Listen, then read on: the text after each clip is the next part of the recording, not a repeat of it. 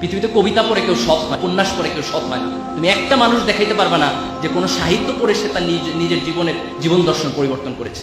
কিন্তু আমি 1000 পিপল দেখাতে পারবো in the history of the world যারা ধর্মগ্রন্থের কারণে, ধর্মীয় বিশ্বাসের কারণে তার নিজের জীবনের সততা প্রমাণ করেছে। যে ব্যক্তি যে মসজিদে যায়, যে যায় না তার চেয়ে সে ভালো মানুষ। যে মন্দিরে যায়, যে যায় না তার চেয়ে সে ভালো মানুষ। যে গির্জায় যায়, যে যায় না তার চেয়ে সে ভালো মানুষ। পৃথিবীর কোনো ধর্ম মানুষকে অন্যায় শেখায় না, পৃথিবীর কোনো ধর্ম মানুষকে মিথ্যা কথা শেখায় না, পৃথিবীর কোনো ধর্ম মানুষকে নগ্নতা শেখায় না, পৃথিবীর কোনো ধর্ম মানুষকে অশ্লীলতা শেখায় না। কিন্তু তুমি তোমার ধর্মের কাছে ফিরে যাও। একটা ধর্মহীন সমাজ করে আমরা মানুষের সমাজ বানাতে পারবো না। আজকে পাশ্চাত্যের সমাজ তো মানুষের সমাজ নেই, এটা অমানুষের সমাজ হয়ে গেছে, ভয়ঙ্কর অমানুষের সমাজ হয়ে গেছে। এই ধর্মহীন পাশ্চাত্যের সমাজ যেন আমাদের টার্গেট না। তোমাকে একটা জিনিস মনে রাখতে হবে, তুমি পরিশ্রম করবা, তুমি তার ফলাফল পাবা। তুমি ফাঁকিবাজি করবা, তারও ফলাফল তুমি পাবা। প্রত্যেকটা ভালো কাজের একটা রিওয়ার্ড আছে, প্রত্যেকটা খারাপ কাজের একটা পানিশমেন্ট আছে। আমি দুইটা ধর্মের দুইটা মাইথোলজি থেকে দুইটা কোট করে আমি আমার বক্তব্য শেষ করব।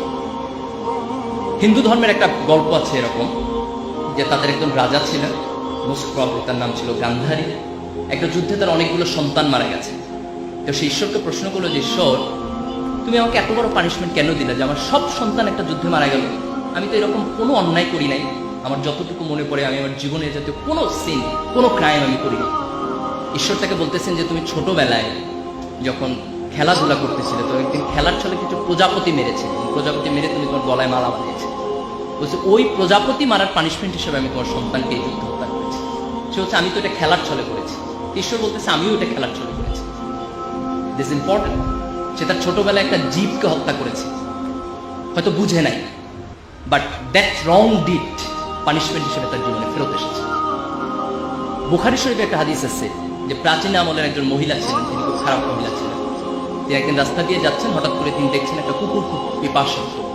খুব দয়া হলো কুকুরটা দেখে, এবং তিনি একটা কুয়া থেকে পানি তুলে নিয়ে এসে সে কুকুরটাকে খাওয়ালেন। এবং আল্লাহ রাসূল সে হাদিসে কোট করছেন যে এই যে একটা তৃষ্ণার্ত জীবের প্রতি তার অন্তরে কিছুটা দয়া সৃষ্টি হয়েছে, সেটার কারণে খোদা তার পুরাতন জীবনের সকল গুনাহকে মাফ করে দিয়েছেন। That was a very small ভালো কাজ, খুব ছোট্ট একটা ভালো কাজ, কিন্তু সে ভালো কাজটা খোদার আরশে গিয়ে অনেক বড় হিসাবে তার কাছে প্রতিদান হিসাবে ফেরত এসেছে। এই যে আমরা আমাদের জীবনে অনেকগুলো কাজ করি, আমরা তো অনেক ভাবি না যে এটা আউটপুট কি হবে, কিন্তু তুমি একটা ছোট্ট ভালো কাজ করো, বিলিভ মি, এই ভালো কাজের প্রতিদান তুমি তোমার জীবনে পাবা।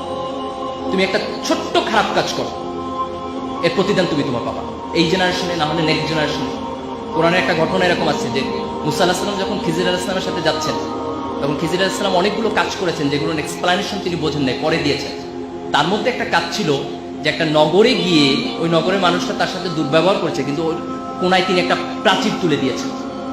তারপরে যখন মুসা আলাইহিস সালাম এক্সপ্লানেশন দিচ্ছে তখন বলতেছে যে এই প্রাচীরের নিচে কিছুটা গুপ্তধন ছিল, এবং সেই গুপ্তধন হচ্ছে এমন দুটো নাবালক সন্তানের যার বাবা সৎ মানুষ ছিলেন।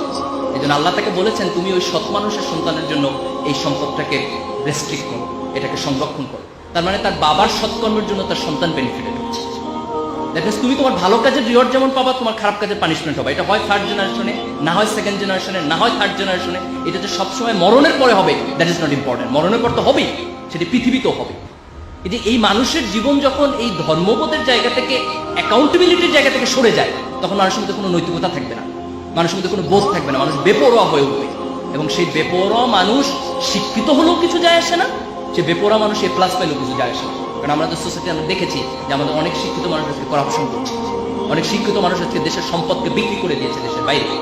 এই যে দিস ইজ ইম্পর্টেন্ট যে আমরা গ্লোবালাইজেশনের যুগে আমাদের কোয়ালিটি ডেভেলপ করার পাশাপাশি এই অ্যাকাউন্টেবিলিটির জায়গা থেকে মানুষের প্রতি ভালোবাসা, জীবনের প্রতি ভালোবাসা, জীবের প্রতি ভালোবাসা, এক ধরনের নৈতিকতা বোধ, এক ধরনের ধর্মবোধ, যে কোনো ধর্ম, ফেইথ বেস অ্যাপ্রোচ। তুমি ঈশ্বরকে বিশ্বাস করো, আল্লাহকে বিশ্বাস করো, গডে বিশ্বাস করো, does not matter, but you must believe, you must practice whatever your religion is.